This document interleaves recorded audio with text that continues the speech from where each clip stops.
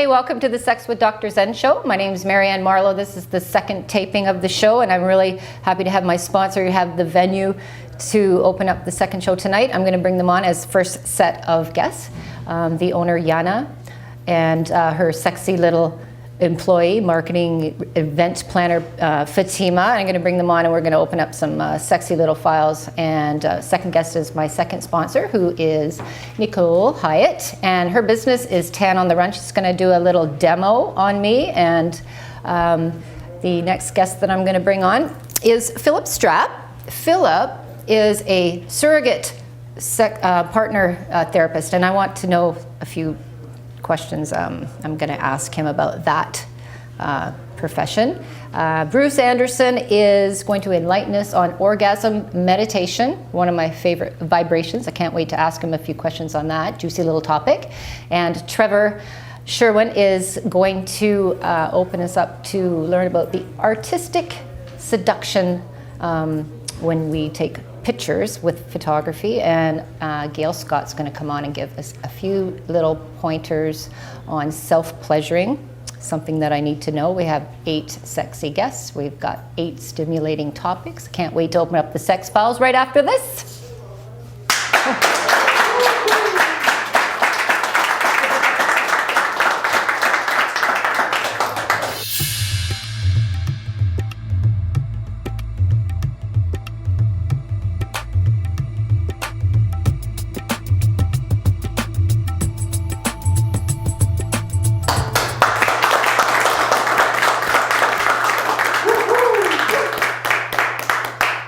Great, welcome to the show, you two, from the Oasis. It's nice to have the owner here, Jana, and Fatima, one of your employees, Fatima Metchtab.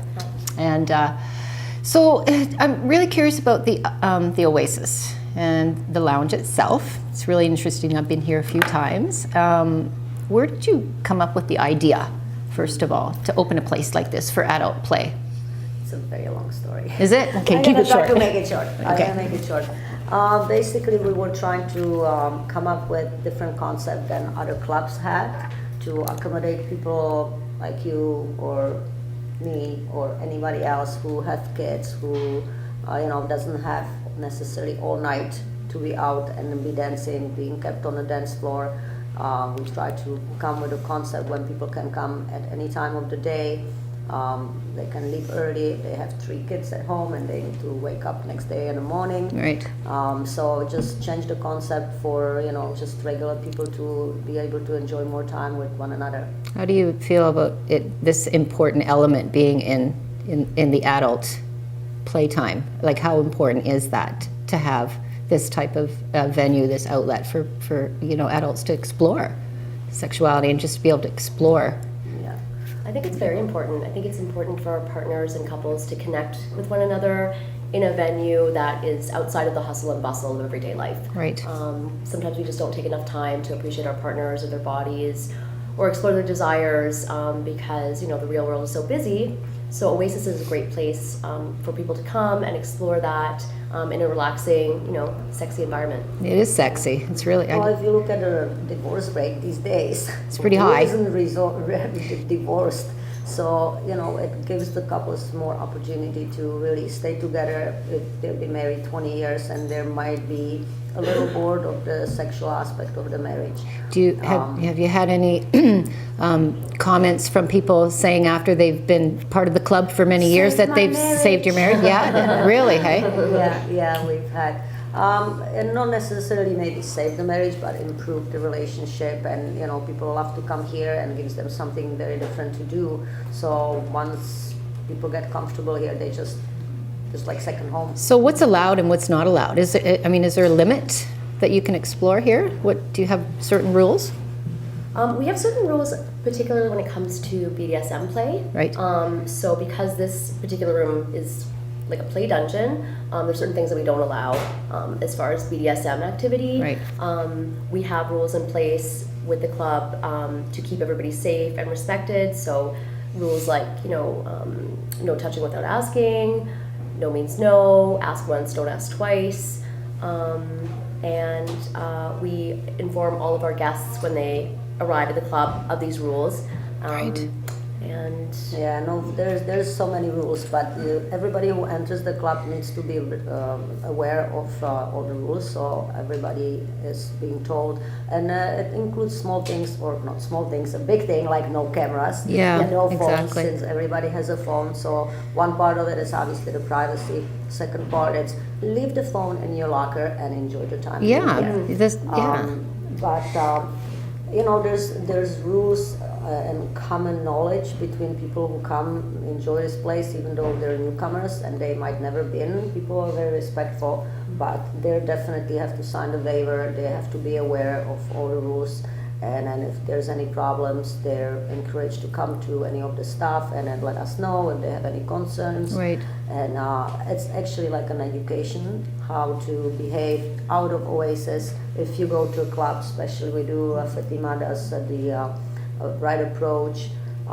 We teach the guys how to behave in company of the woman, not to touch them, not to grab them. When you go to the club, how many times you've been spanked on your Do they have to be taught? I mean, is it so out of control that way? They just don't know? Well, have you not been in a club when guys would, you know, improperly touch you or try to undo your Yeah, t-shirt? well, they don't really come to Pull me. on the They're afraid. string, you know, oh, nice eyes, or a stupid comment, you know, oh, nice boobs, girl, whatever. Yeah. So, you know, we try to educate, Yeah. and then on our students' nights also, when you can take your attitude from here and then implement it in the rest of the world. So does this environment give people a voice, do you think? Like, so that they can just identify who they are individually as a sexual human being? Is it, I absolutely think it does. Absolutely. right? You do workshops here too. Yes, we do. We do all different kinds of workshops here. Sometimes we bring in instructors. Sometimes the staff will put them on. I've organized a couple of workshops.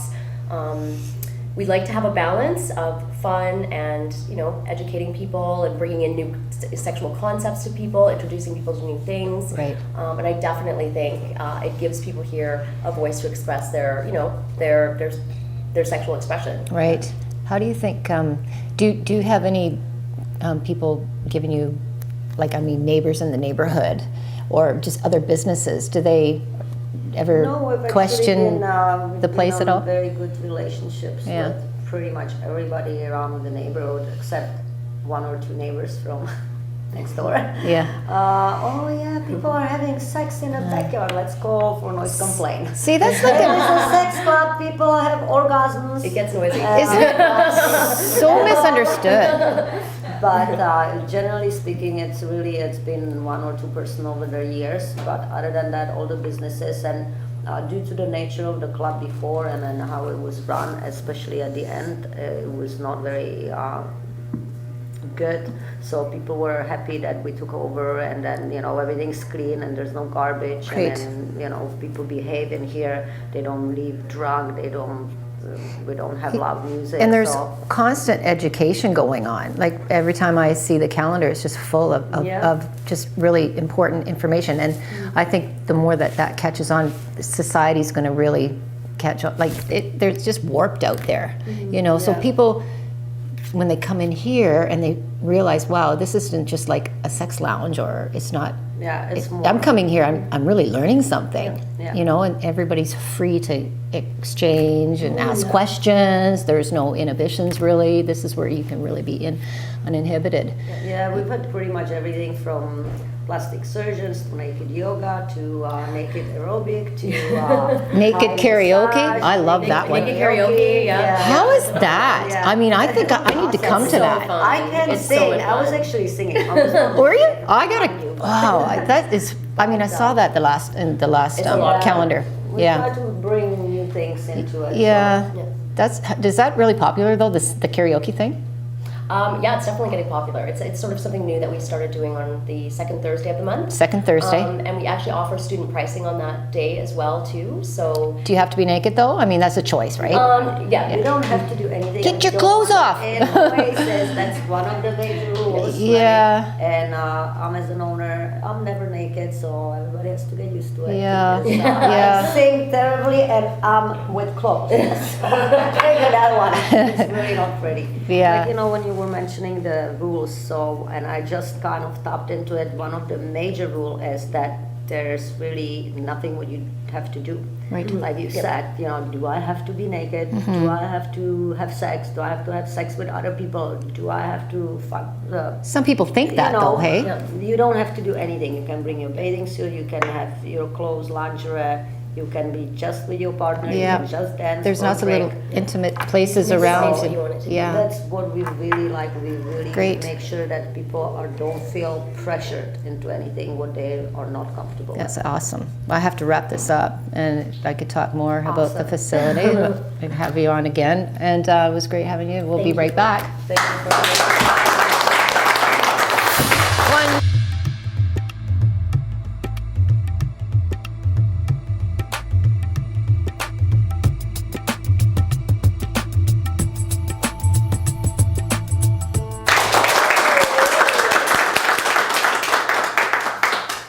Okay, welcome back to the Sex with Dr. Zen Show, and my next guest is Nicole Hyatt, and she has a business, Tan on the Run, and she's going to do a little demo and just talk to me a little bit about what this organic tanning is, and nice to have you here. Yes, thank you. Love it. So tell me a little bit about your Tan on the Run and you know, what it is and where you go and... So we're a mobile company. I've been in business for about 10 years. Right. I go to the person's home, office, hotel, or set. Tan lasts for about 7 to 10 days. I now have 28 locations across Canada as well, so whatever city you're in, you can get nicely bronzed. Cool. So you just pack it all up and just... representatives just go out and do the little thing? You just set up everything appointments fits and into wait? a suitcase. This packs down into a pretty small little case, and in and out in about 20 minutes. That's awesome. I mean, so, I mean, does it like color your skin? Does it come off? Our like products each... are all organic and Right. hypoallergenic. The active ingredient is DHA, which is a beet sugar. Mm-hmm. So that stains the outer layer of your skin. Right. And as your skin sheds naturally, for a lack of a better word, the tan comes off. So it lasts for about a week. It's healthy. Yes. All those little nutrients get absorbed into the skin. Yeah, it actually leaves you feeling moisturized. Yeah. So, how popular is this? Do you think? Is it getting more popular as It we go? is. Because we're living in a more of an organic lifestyle now. Yeah, tanning beds are soon, I think, going to be completely out, Yeah. and this will be in. When I started about 10 years ago, people were kind of looking at me weird, like you're going to go in people's houses and do this. And now it's caught on. So I have 28 locations in Canada alone, Right. 6 in Egypt, 3 in Greece, Wow. Uruguay, and Trinidad. It is hot there, though. That's what I thought too when I So first what's up went with that? there. It's the tourist actually, so Oh, it's in the okay. high-end hotels and resorts. Right. So the tourists come at the beginning, get their tan, and then at the end they leave with it, so it looks like they've been laying in the sun. And Yeah. Well, haven't and been. they're all like health conscious about the sun and the rays, the UV rays, and all that stuff. And I'm thinking that, yeah. Exactly, that's cancer causing. So Yeah, that's a for big sure. up to doing it this way, is that it's healthy Wow. and you get the color you want in one session. So, what's the cost to have a session done? It ranges, depends on what city, but average is about $60 per person. If you do groups of people or parties, then it works out to a lot cheaper. Right. Do you do it? I do. Right now I'm white, but You know, you on have the color. whiter side. So you have to do it, but you have to do it consistently, like Yeah, every... about once a week to keep it up. I can't tan myself, so it's a matter of, in our busy season, trying to get someone to actually Right. come and tan me. Right. Yeah. Okay. Well, I want you to just do a little spray on me. I just want to see how Sure. it feels, and I Yes. want to. Does it have an odor to it? It's got a scent, but it's not a bad one. Oh, okay. So if you want to check it out. Is you it can- organic? The It is scent? organic. And is it wet? Will it drip? Will it? It's is it not going to gonna dry? drip, you're just gonna feel It a little bit of absorbs? stickiness on Yeah. your arm. Is it and sticky that's after? For a little Okay, bit, let's it will just be. try it out. So you can step in. Okay. Wow. You want to try out just your arm? Yeah. Just I just want to see. Okay, so this is going to be loud like a vacuum. Is it? It's loud. Yeah, I'll just do 2 seconds. Of So you have to bring all this stuff with you, hey? Yes, everything comes. Cool. Okay, 1, 2, 3, here we go. So you can just put your arm out like that and look the opposite Sounds like a direction. vacuum. I'm not supposed to look at it? No, don't look at it while I'm doing it. Oh yeah. Like it's just like water mist, hey? To the inside, look that way. Oh, it does smell like a sweet, like a beet smell And or that's something. it. That's kind of cool. Let's see. Wow, it's instant tan, So man. that dries and then That's instant.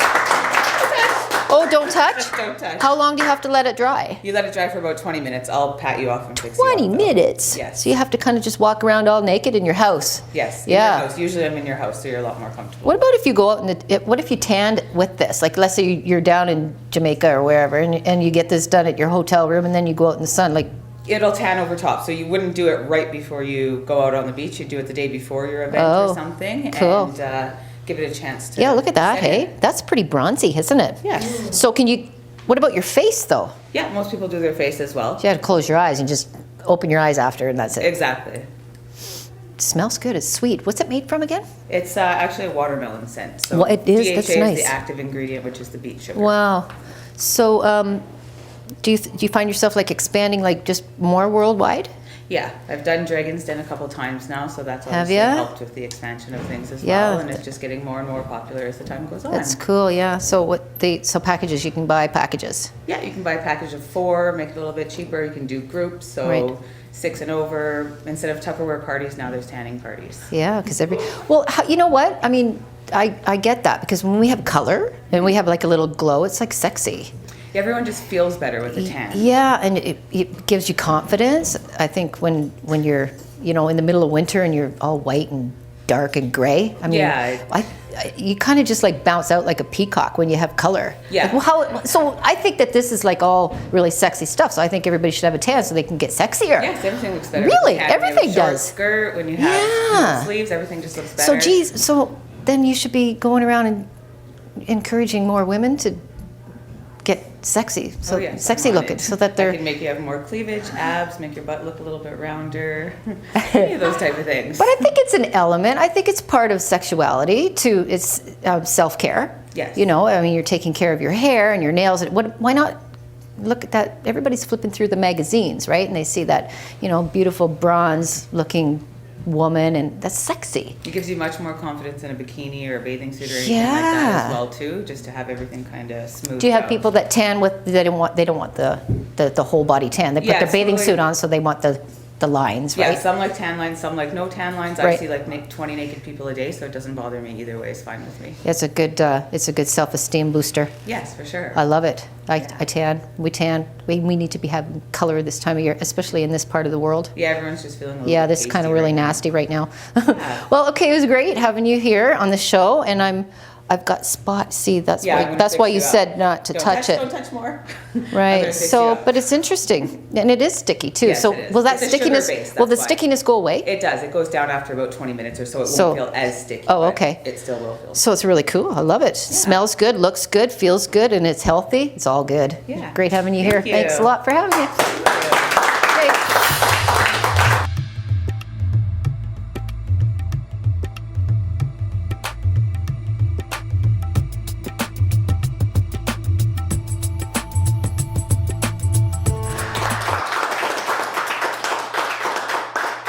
Philip Strapp, I have some questions for you in regards to surrogate partner therapy. You're a therapist in that category. So explain to me what a surrogate is.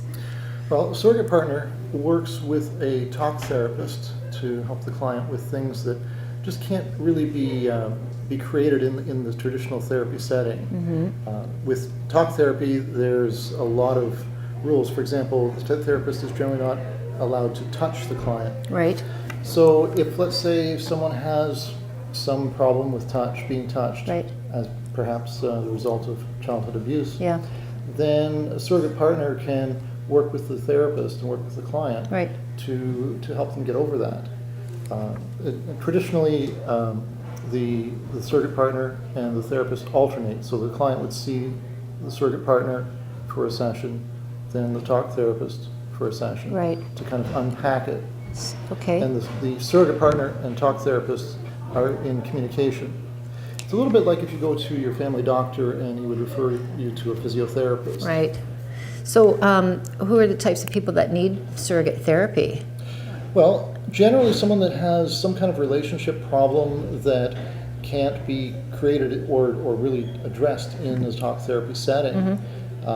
For example, if it's a sexual dysfunction, that certainly you can't really go very deep into that Yeah. with just talking about it, because it's it's an actual real problem Right. that involves touch. Right. It could be something as simple as social anxiety, where Right. somebody is really nervous about going on a date. The common thing is that people are usually single and have some kind of relationship Usually problem. single? Usually single. Really? And hence the term surrogate partner. Right. So does the therapist, the surrogate partner, is there any sex that's ever exchanged? Depends on the client and what their particular problem is. It does happen sometimes. It does, really? If it's a sexual dysfunction, Right. then sex is really the focus. But most of the time, whatever is getting in the way is really not about sex, not about intercourse. Right. It's more often things like shame, communication, could be body image problems, So how could would... be anxiety. Yeah. And it's so the actual sex act usually isn't part of the therapy. Right. Does sometimes a patient, or what do you want to call them, a client, or do they come into this hopefully thinking that they may be able to get some of these issues played out and hopefully have a therapist have, like, are there really a chance sometimes that maybe have sex?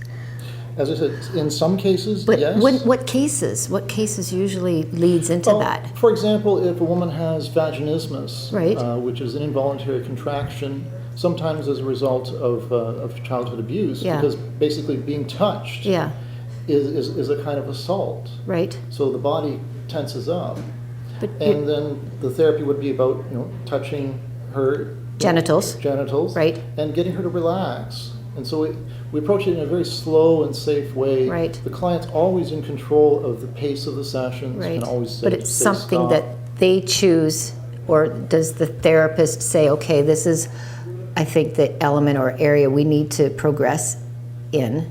Yeah, Who chooses what stage? Yeah, the therapist would suggest it. The client would decide, yes, I want to do this. Right. So it's really up to the client at every stage, and it's entirely a voluntary I've thing. thought always that it's not a sexual therapy. A surrogate, I've always thought, is that somebody who has had problems with sex before and they want to clear that issue with a professional so that they can get back to normal. Exactly, and that's where I work with the client on whatever their issue is. If they, as I mentioned, anxiety, body acceptance. A lot of women, they have a lot of shame around their abdomen. They Right. might have, say, a scar, say, from a mastectomy or surgery. Right. They might have from some sort of assault. They might have anxiety. They might kind of leave their body a little bit. Right. So we work with whatever their presenting challenge is. Are there certain boundaries that are put in place before the therapy begins? Yes. How? Yes, there Let's are. say, for instance, how long would let's say if the therapist knew that that particular patient eventually should be touched, so how long how long would it take to progress up to where let's say that that's the healing that person needs? From the initial beginning, when you had that client come to you or that patient come to you, you had the consultation verbally, right? Mm-hmm. So how long, even though you see it right off the start that this is what they need is healing touch in their genitals, how long would it take to get to that point is what I'm asking. Yeah, and it would depend on, there's a lot of different possibilities. A client might seek me out thinking that surrogate partner therapy is for them, and then I would refer them to a talk therapist because the two of us work together. Right. I don't work individually with the client in the surrogate partner therapy. So it's always the three people, the client, me, and the talk therapist. Right. So that there's, because healing, there is an element that's processing and talking about it, and there's an element that's actually touching. Do you find that, Both are important. do you find that it's just single people, or do people come as couples for surrogate therapy? No, most of the time, couples would work in the traditional couples therapy model, Right. and they would work with each other and the therapist. It's really meant for people that have some challenge and don't have a partner. Is there more men or more women with different sexual challenges, do you think? Well, statistically speaking, from what you've experienced in your career. yeah, statistically speaking, there are more women that have challenges, but more men are motivated to seek out therapy. So it's not a clear answer. So to that question. is it like weighing way over to the women? That it's weighing more on that side, or why is there so many women that are seeking out this type of therapy? That's what I want to know. Yeah. Well, at this point, there actually aren't a lot of women. Most of the surrogate partners are females that are working with male clients. Women, because of societal values, are kind of they're under-recognized as sexual beings, and so that's part of where surrogate partner therapy comes in, to help women kind of connect to their sexuality, because a lot of them have had bad things happen to them. So how long would it take?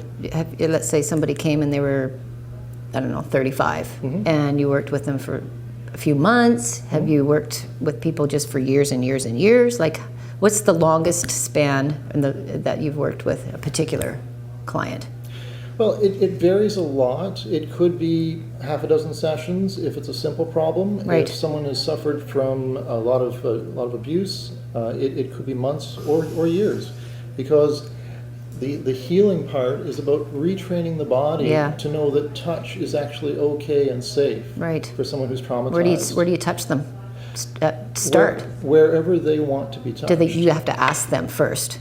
Actually, where do you want me to touch you? Oh, yeah. I say, where would you like to be touched? Right. How would you like to be touched? Do they know? Sometimes they don't know. Oh. And so sometimes it's just waiting, pausing, breathing. So how do you start touching if they don't know? I don't. So then what do you do? I wait. Wait for what? For them to be ready to know what they want. And that might take 10 minutes, Really? 20 minutes, 30 minutes. Have you ever had a session where they just still couldn't figure it out, where they want it to be touched, or how they want it to be touched? Sometimes. And that's okay. Yeah. Because that's part of the process of returning to them their ability to choose and to be in control. Yeah. Have you, I know we're going to wrap this up a little bit, but have you had anybody immediately say that they want to be touched in the genitals? Sometimes, yes. Right off the start? Sometimes because of their conditioning, Right. they sexualize Yeah. any kinds of touch. And so then I step in, I say, okay, no, let's start talking about just basic touch. Yeah, And yeah. we'll start with something simple like a hug. Well, it's a pretty touchy subject, isn't it? We really have to kind of just let it go, but it was really nice having you on. Thank you. And touched on a few sensitive topics there, and hopefully can have you back. Merry Christmas to you. Okay, we'll be right back. Okay. Wow. That was fun.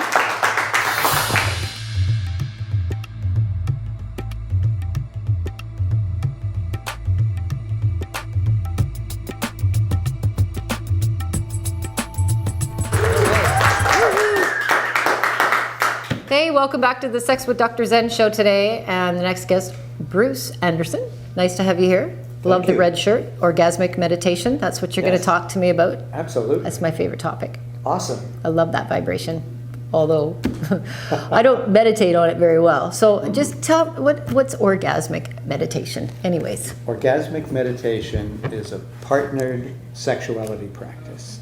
Okay. That's designed to allow people to develop an intensely focused attention, connect with one another, Right. and to get out of their thoughts into their body and sensations. In other words, get into the moment. Right. To actually experience what's going on. So is there a difference between orgasmic meditation and a climax with orgasm? Yeah, I get to that in a second. Okay. The Tell me more. Practice, Yes. The actual practice is a 15-minute practice that involves stroking a woman's pussy, Right. more specifically stroking her clitoris, Right. even more specifically than that, stroking the upper left-hand quadrant. Jeez, I'm glad I'm sitting behind this desk. Clitoris. Honest. I'm really, keep going The though. man strokes with his tip of his left index finger. Right. Why the left? Is there a difference?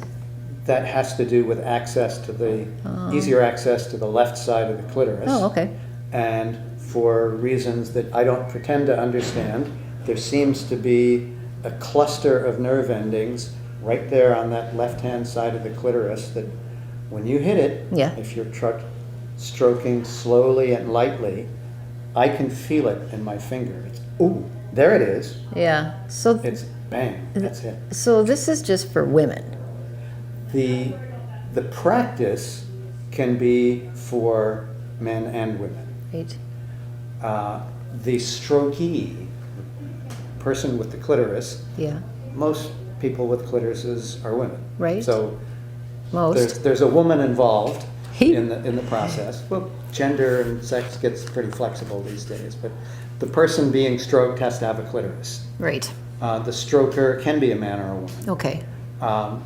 And over time, both the stroker and the strokee, by means of that focused attention, connection, and getting down into your sensations, Right. they start sharing what's going on. Okay. They experience each other's feelings and emotions. But what if you're getting really turned on with all this stroking going on? And, you know, I mean, what if you have an orgasm? Is that okay? That's fine. Is that That's okay? But fine. I thought it's so. Actually, what an important aspect to the practice, I'm glad you brought that up, is that it's goalless. Mm-hmm. And what that means is that people think of climax as, oh, well, that's what sex is all about. Right. We're here to get off. Right. And that means having a climax. Mm-hmm. We actually use, and that's a goal that's left out of OM, or orgasmic meditation. Right. And the reason is that because when you have a goal, you have to focus on the goal. And that takes your attention away from the connection, away from being in your body, into worrying about, oh, am I going to get off? Is he getting off? Can we learn to do this on our own, or do you have to have somebody stroking our have pussy? to have a partner But- to do this. And the reason for that, you know, and any woman can stroke her own clit and feel arousal, but the kind of attention, connection, and bringing you out and sharing of that partnered energy is something that can only happen with a partner. Right. You had started to ask about why we use words like orgasm and climax. Yeah. We make a difference because in normal vocabulary, they means the same thing. Which I think is unfair, because there's all of that incredible good feeling that happens during foreplay, even when we're having a good conversation. Right. Like, I'm an intensity junkie. Are you? I like to build energy and conversation to get things going. That's actually a form of orgasm, as we use the word. So It covers a big range, and one of the problems is that by not having a word for all that, we tend to dismiss it. Right. When we have a word for it, oh, suddenly that has value. Right. And that's what we're focused on, is the orgasm. I always- Climax happen, it's great. Yeah, I always thought orgasmic meditation was just being in that vibration of feeling orgasmic, and then just being there forever. So try not to, like, is there other techniques? Let's say if the person who's getting stroked, and she verbalizes and she's going, oh my God, don't stop doing that. Isn't there like a purpose, like you should prolong it? You know, if you feel the clit getting really, really hard, and you know that everything's building up, and you know, the giver back stroker, off, yeah. the stroker back off a little bit, so that they can really experience that energy? Because isn't it about an energy to learn to meditate in that? Because It that's where is. you get your vitality, right? It's very much about building that energy, and the communication Right. that happens between couples during this is structured to allow you to make requests or offers Right. without having to think about it very much. You know, a woman might say a little harder, a little slower, a little lighter. Yeah. A man might say, sense something's going on, and if after you've stroked for a while, you get a feeling for, you know, would you like me to slow down? And yes, please. So this 15-minute time frame, what's Yes. the importance? What does it take? Like 15 minutes is arbitrary but important. It's an arbitrary choice in the sense that that's short enough that busy people can actually schedule it into their busy day. Right.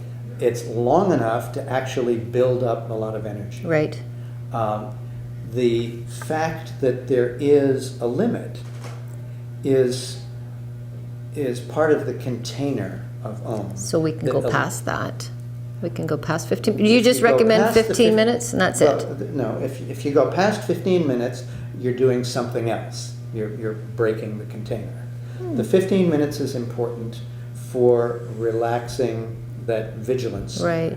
You know, if somebody walks up and starts rubbing up against you in a way on the subway or something in a way you don't like, your vigilance center comes Have you up. seen people have orgasms after 15 minutes? It just happens that quick. They're just so excited, and as soon as you start Well, remember playing with her. The orgasm happens, the orgasm starts before I even touch the clit. right, So that's orgasm. Right. Climaxes can happen anytime. Sometimes they happen, sometimes they don't. And climax for women and orgasm in general is wildly more varied than what men are used to experiencing. So that by being a stroker working with women, I get a tremendously enhanced I would get turned sensation. on if I was like stroking, like Yeah. can you only just stroke a woman? Like you can't stroke a male partner? There is such a thing as a male Om, There better be. Whoa. but experience has shown that it just doesn't carry the oomph Yeah, that our female Stroking. orgasms are more powerful. That's why it's for us, right? basically. Basically? that's- Oh, I love it. I mean, you're right. That's Yeah, it's an true. excellent way to sum it up. Yeah. I love orgasmic meditation. I love the whole topic. It's a favorite place to be in life, especially for women. I think each woman should have more of them. Absolutely. We have to talk more about this another time, but it was great having you here Thank on you. the Sex with Dr. Zen Show. Great.